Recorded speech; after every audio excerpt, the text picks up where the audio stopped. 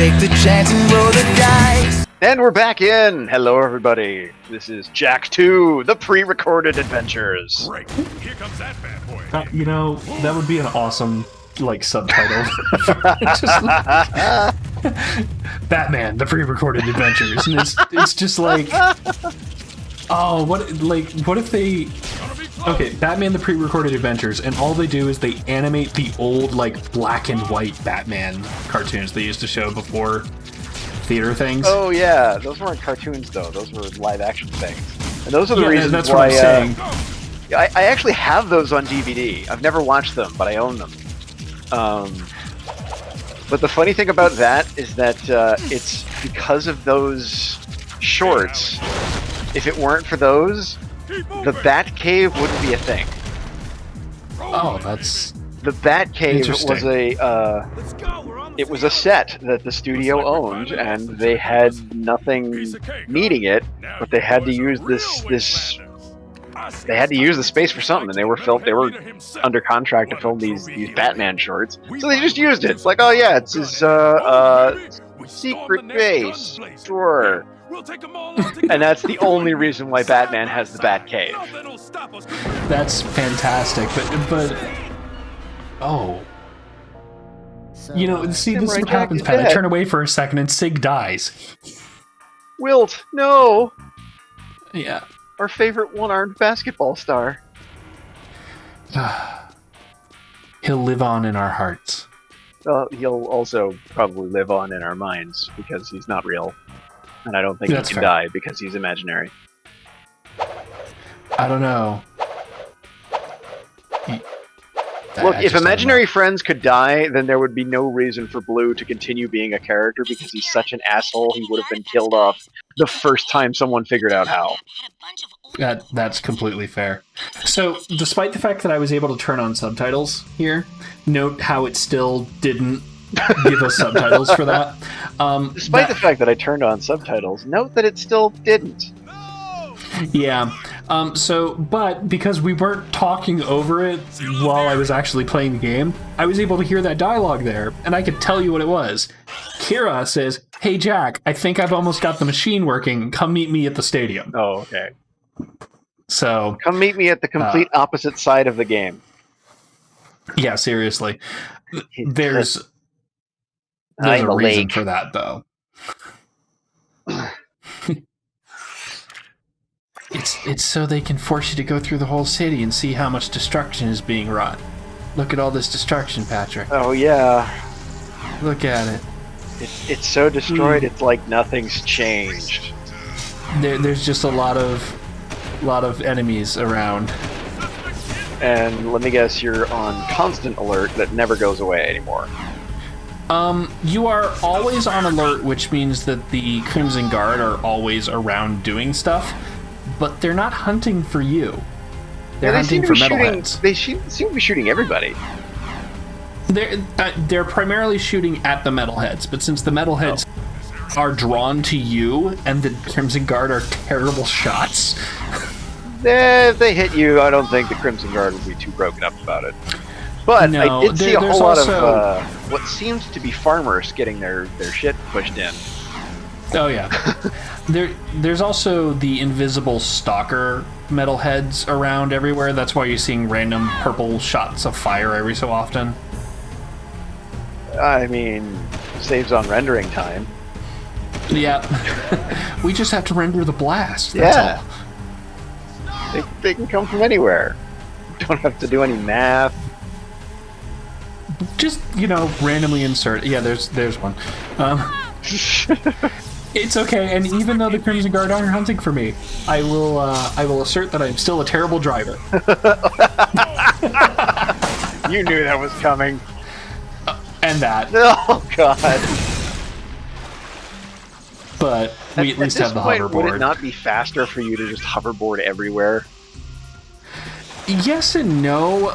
In this section, it's faster because you can go in the water and there's no metalheads in the water.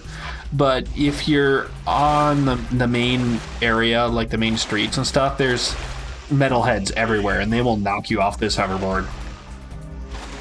True, but you can get right back on it, can't you? I mean, it's not like you run out You of can, hoverboards. but you will die because they knock you off and they deal damage. Well, But the main problem is all those invisible ones that are everywhere that always seem to like to spawn directly in your path. yeah. Oh yeah, and you can go back and do the races again if you want. The keyword there is if, and Yeah. the real key is you don't. The Rift Rider's finished. But if my father's right and the ring is somewhere in the Metalhead nest, how are we going to get the Rift Rider? Oh, there to use God. it? Who's that? That's Brooder. I'm sorry, what? Don't tell me you forgot Brooder, our lurker friend. Okay, I won't tell you. Right. Please refresh my memory on who Brooder Stay is. here and defend your takeoff. Brooder was the again, owner of your the friend fish cannery sucks. I in wanna go on Daxter, alone. and also he's the guy in charge of smuggling the lurkers out of the city that have been enslaved by the Baron. I see. Also, he recalls them metal headers? He calls them metal headers, because Brooder's an idiot. Oh no. Is this a combat escort mission? It is a combat escort mission with 2 sages to escort. Oh, And then I died. wow, that was fast. How did that happen so fast? Because damage isn't restored at the end of a mission, so all the damage I had left over from when we were in the underground and when the ship, or when the motorcycle bike exploded, I still had. See, that's the biggest problem I have with this interface then, is because your hit points aren't always visible. But they're always relevant because anything can cause you damage. So they should always be there reminding you how injured you are and how on the lookout for damage you should be. But it goes away! Yeah, I mean, sure, your hit points are full now. I just saw a full hit point bar disappear itself into the corner. But if you take damage and that goes away again, you have the capacity to forget how much damage you've taken. it's a lot of damage. That's how much damage I've taken. You might think that's not much damage, but it actually is that much damage in this case. Oh yeah, this is the part where I relearned the absolute destructive power of and they died. The absolute destructive power of the spin shoot. Did you accidentally kill them?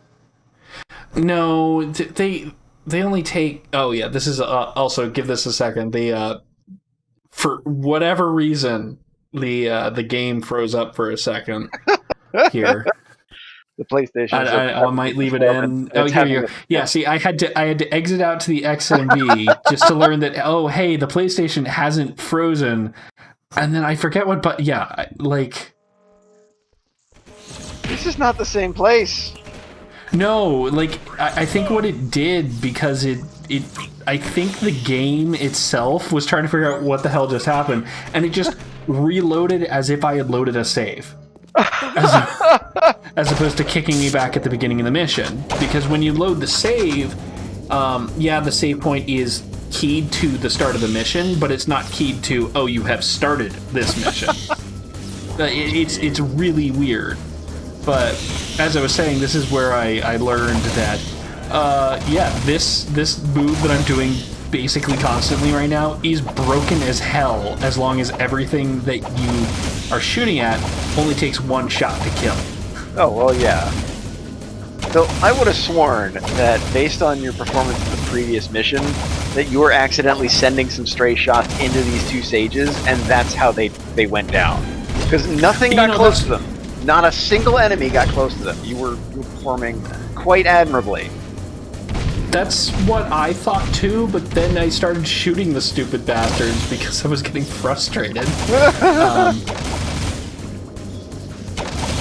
Because this is another game that I used to like speedrun just for the hell of it. Well, not speedrun as in AGDQ, but speedrun as in, oh, I'm just going to play this all in one sitting and go. Why the hell wouldn't you have done it in AGDQ? Because I don't know the tricks to skip like 3/4 of the game. Well, just call it AGDQ Long Play Edition. Just like this is a passion project. It's my favorite. Yup. Up and away! All right, I'm gonna call this every percent. We or no, any percent all missions. There you go. That's what we'll call it. I'll call it preferred percent. Okay, so that. Thanks, Scarface. Well, that was Rip Torn. Oh, He gave us a call to say go to the construction site, and I think, yeah, you're about to see me turn around again. Hold on, I wanted to look at this poster. Oh my God, is that what I think Yeah. it is? What do you think it is? Kind of looks like they're advertising for their own anime. That would be amazing, but no. Have better That gameplay was, than this game. Oh. It's just, you can't tell me this game has aged well in the controls department and the mission design department.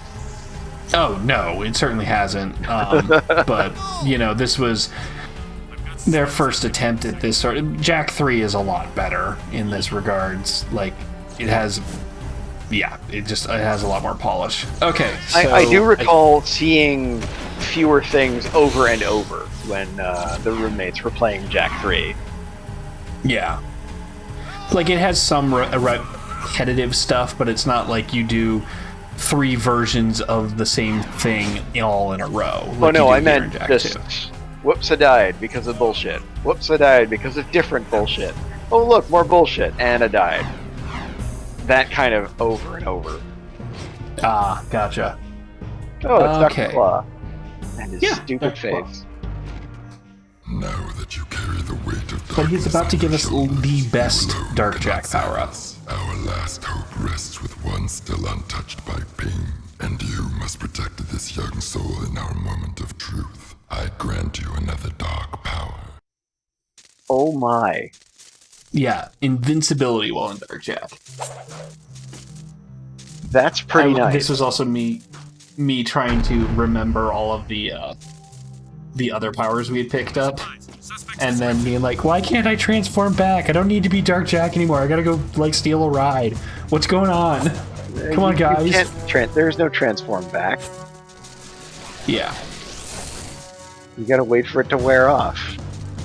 Except for right after you learn it, there is no wearing off. Okay. But yeah, basically the rest of this episode is me messing around with Dark Jak, so we'll join you next time. Like I'll never die. I lose my head in the starry skies.